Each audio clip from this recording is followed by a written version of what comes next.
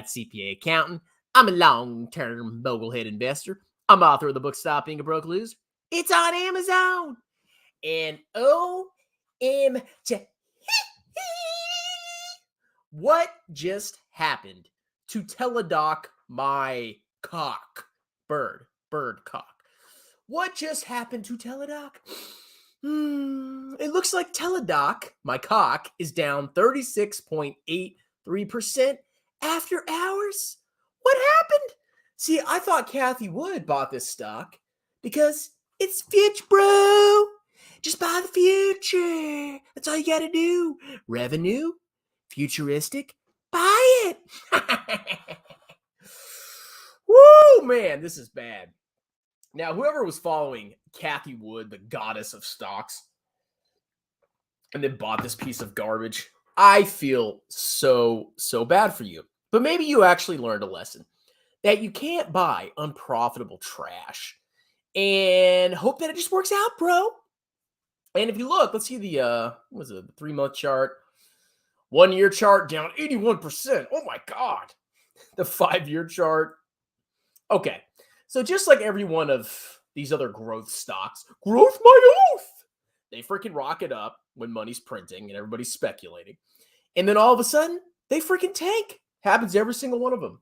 And it will happen to La Tesla. I like talking about Tesla in every video just to piss off you Tesla shills. But holy crap, this stock got freaking wrecked. And I bet most of you clowns probably bought up here, didn't you? Because Cathie Wood bought it. When did the pandemic start? Okay, the pandemic started here. So it was already running up before the pandemic. Which, I guess that makes sense, you know. The virus is coming. Everybody needs virtual health. Oh my God. And it freaking ran up, and now it crashed because the pandemic's almost over. Oh, it is over in my opinion. But holy crap. So, what happened? Make sure I'm streaming.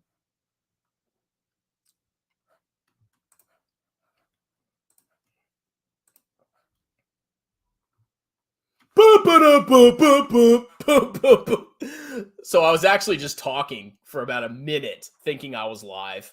And I wasn't. Let me close this real quick. Welcome back to Strongman Personal Finance. My name is Christopher Belly. I'm a certified CPA accountant. I'm a long-term boglehead investor. I'm author of the book Stop Being a Broke Loser. It's on Amazon. And I'm really pissed because I was going through a freaking rampage. And then I realized I wasn't live. I will never again go live without first actually seeing if I went live. So, welcome back. What are we going to talk about today, ladies and gentlemen? We all know what happened. Cathie, my Effie. Cathie, my Effie. Teledoc, my Teledoc. Teledoc, my cock.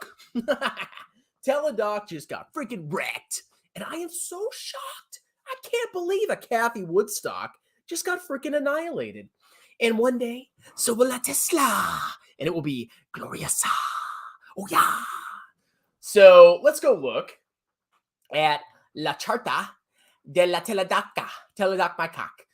So, as I was doing before when I thought I was live streaming, I was looking at the 5-year chart of Teledoc. And it looks like Teledoc was trading in May 12th, 2017 at $29.30. And now it's back to where it was before. Now, a lesson I want to impart on you guys, number one, is you can buy a growth stock and it can go up massively. And you can think you're a freaking genius. And guess what? It takes one bad event, one earnings miss, one revenue miss, whatever, and your gains disappear in a freaking heartbeat. Now, smart people, whoever bought back here, hopefully sold somewhere up here after the stock ran up massively. But I guarantee you the vast majority of you freaking retail clowns probably bought right here. And my theory is the pandemic started. Well, the pandemic did start in America, at least, in March 2020. And Cathie Wood became popular, and all the YouTube stars were pumping all her stocks. And a lot of you probably bought it between 135 and 200. And of course, the stock went up because it was the middle of the pandemic. Everybody was buying the future. Teledoc was the future, according to Cathie Wood. And now y'all are down massively. So over the past year, Teledoc is down 81%. That is complete and utter annihilation. And when I look at this chart, I see Tesla. I really do, but y'all think I'm crazy. So What happened to Teledoc? Let's look. I'm going to make sure I'm live streaming. I'm freaking paranoid now. Okay, we're still good. You know how pissed I am. I have to redo this. Okay. Teledoc Health reports first quarter 2022 results. First quarter revenue grows 25% year over year. So revenue's growing at a pretty healthy clip. Net loss per share is $41.58. Holy freaking crap. However, there's more to the story. And honestly, it isn't as bad as people are making it out to be. Now, if you look, the net loss per share was $41.58. However, it was primarily driven by non-cash goodwill impairment charge of $41.11 per share. So Goodwill, what Goodwill is if one company acquires another company, if they pay more than the fair value of the company's net assets, that's their liability, the fair value of their assets minus their liabilities, anything that the company pays more than that is recorded on the books as goodwill. And the reason that is, from an accounting perspective, is you're paying more for a company than it's actually worth on the market. There's something intangible about that company that makes it worth more. So what Teledoc did is, I'm sure if they have goodwill, you can't generate your own goodwill. The only way you can generate goodwill, unless, I don't know. I'm not an accounting genius, but I don't know how you get goodwill without buying another company. You buy another company for more than the fair value of its net assets, and you record goodwill as an asset on your balance sheet. And then periodically you have to check to see if that goodwill is actually good. Is it actually worth what you paid for the company? So what probably happened is, whatever companies that freaking, and then there's a whole like accounting process where you can get rid of, where you have to check goodwill, but periodically you check goodwill. And if goodwill is not actually what it is or supposed to be, you have to impair it. What happens is you record, I know this is probably getting boring, but we'll get to the meat, and I'll make real noises in a second. You have to record an impairment where you record a loss on your income statement and you reduce the asset. That's an impairment. So what happened here is, whatever companies they bought, the future cash flows of those companies were way less than expected. And so they had to write down the goodwill based on that. So you look, net loss per share, 41.58, goodwill, 41.11. So if they didn't have this impairment charge, they still would have had a loss, but the loss would have been what, 47 cents per share? Now, let's see, what is the share price? Well, they keep saying, okay, how many shares are outstanding? We can look at that in a second.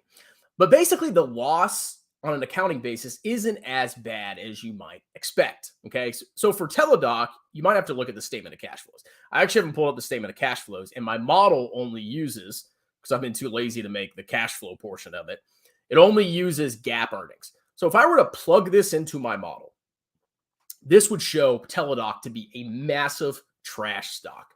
However, I did notice one thing. Now let's look. And I'm actually interested by this a little bit.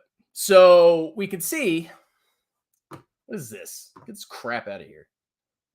God, my freaking mouse sucks. I need a new mouse. So you can see that Teladoc's revenue has been growing pretty significantly. So in 2020, let's see, the end of 2020, or sorry, the end of 2019, it was $500 million, and it's now exploded to $2 billion. So that's pretty massive revenue growth. And I think I've used Teledoc once or twice. I mean, you just freaking FaceTime the doctor and they give you a prescription, whatever. It's actually pretty convenient. I actually don't mind Teledoc, but it's currently unprofitable, and that's not my cup of tea. But it's not looking as bad as you might think. Now, let's go ahead and look at the most recent earnings, okay? So the most recent earnings, we know we had a massive loss. We know that. But if we look at the past, we can see, okay, we'll start in March 2021. So March 2021, they have $453 million of revenue for the quarter, and a net profit, well, I guess it's a loss margin or net loss of negative 44%. 3 months later, it's negative 26%. 3 months after that, it's negative 16%. 3 months after that, it's negative 2%. Now, I hazard a guess that the net loss, excluding the goodwill, is probably not as bad as you might expect. So I would actually be interested in doing more research into this company, because I literally pulled this up And I was looking at it. I was like, oh, this is going to be complete trash. But it's actually not looking that bad. Now, and I'm not buying it yet, trust me. Now, my main concern with Teledoc, and these could be, entirely misplaced, is that with the pandemic easing, maybe we'll see revenue declines. But honestly, like it's already eased, and revenue has still grown. So I'm actually pretty impressed. Now let's look at. Let's see. I wonder if they have free cash flow margin on here. Operating margin. Okay, so okay. So it looks like they have very high gross margin. Operating margin's negative, and net margin is negative. But like I said, if you look, it's been improving. Let's see what else. Let's go look at let's see if we can pull up free cash flow. I'm actually slightly interested in this stock. I'm not even lying. Teledoc free cash flow. Okay. Teledoc Health annual free cash flow. Let's see. I guess it is on macro trend. See, there's so much crap on this website. I don't even know that it's there. What is this? Free cash flow for the quarter ending December 31 was 130 a year over year. Okay, this is jacked up. But I would have to do more research into the free cash flow portion. But we can plug this into my model. I'm actually not going to do that because I was going to trash this company massively, but it's really not as bad as you think. Okay. Now, when would I be interested in buying Teledoc? Well, it's already sold off freaking massively. Like it's been freaking decimated. But if you actually look and do a more analysis, you can actually predict when this company is going to be profitable.